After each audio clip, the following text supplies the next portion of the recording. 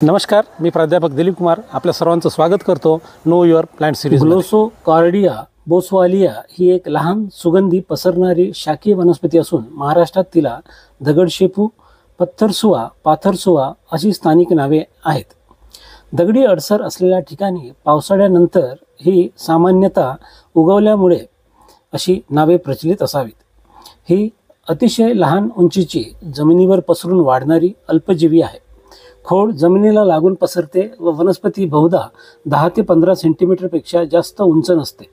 पाने सुगंधी व साधारण रेषाकृती ते अरुंद, स्पर्शास किंचित खरखरीत, पाने चुरगळल्यास सुगंध येतो। पुष्पमुकुट लहान पिवळा, किरणपुष्पे अत्यल्प किंवा 1-2 पाकळीसारखी दिसू शकतात। मध्यभागी नलिकाकृती पिवळी फुले असतात। पारंपरिक औषधी उपयोगामध्ये ताप कमी करणारे काढे, जखमावर लावायचा ताजा लेप, स्त्री रोगातील ऋतुप्रवर्तक उपयोग आणि भाजी किंवा साग म्हणून आहारात वापर अशी लोकपरंपरागत नोंदी आढळतात। काही कोकण पश्चिम महाराष्ट्रातील या वनस्पतीच्या पूर्ण भागाचा लेप जखम किंवा आघातावर लावण्याचा संदर्भ आहे।